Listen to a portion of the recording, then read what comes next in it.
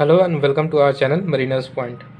So today in this video we are going to discuss about the refrigeration cycle. So the refrigeration cycle which we will be discussing here is the vapor compression refrigeration cycle. So we all know that all the refrigeration cycle comprises of four main components. The first one is the compressor, the second one is the condenser, then third one is the thermostatic expansion valve, and fourth one is the evaporator. So all refrigeration cycle comprises of these four main equipment. Now coming to the process. So the process starts from the compressor. Like the basic function of the compressor, as we know, is that it increases the pressure of the fluid. So here the refrigerant is in vapor form.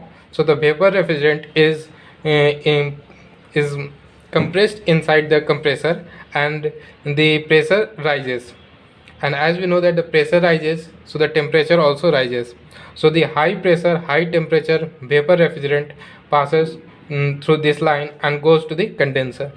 So in condenser the vapor gets cooled down and it gets condensed into the liquid form. Now the vapor refrigerant is now here converted into the liquid refrigerant. Now the liquid refrigerant passes to the receiver. So receiver basically is a collection tank. So in most of the large plants we have receiver, but in a small plants receiver may or may not be there. Then then from the receiver it passes to the thermostatic expansion valve. So the basic function of the thermostatic expansion valve is to control or regulate the flow towards the evaporator. So here it throttles the liquid refrigerant, and as a result of throttling, the amount of the pressure goes down, and as the pressure goes down, see so basically we can say that the thermostatic expansion valve act as a regulator through which the refrigerant flows from high pressure side of the system to low pressure side of the system.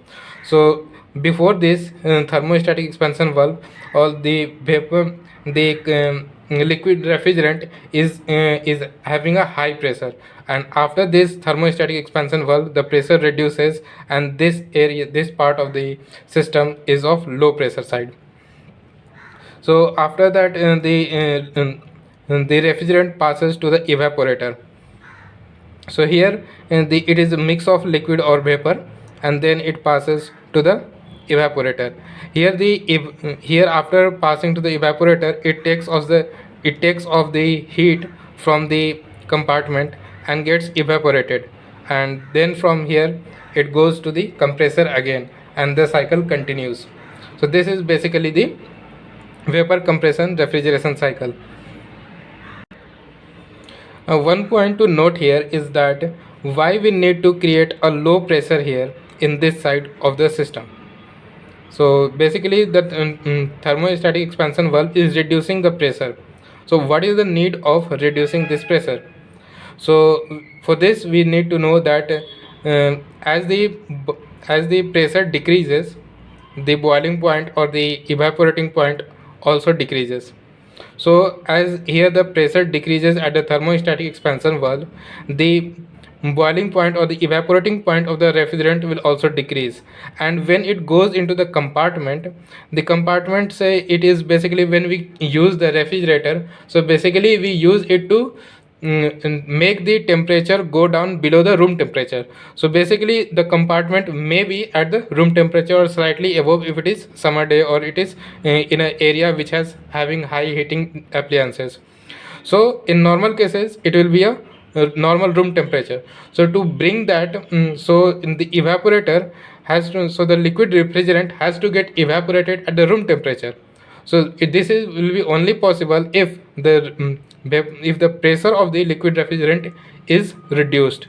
So if the pressure is reduced, its evaporating pressure also reduces, and it takes off the normal heat temperature of the room temperature and gets evaporated and gets converted into the vapor and then goes to the compression line. So that is why we need to have here a low pressure side. So this was basically the working of the vapor compression refrigeration cycle.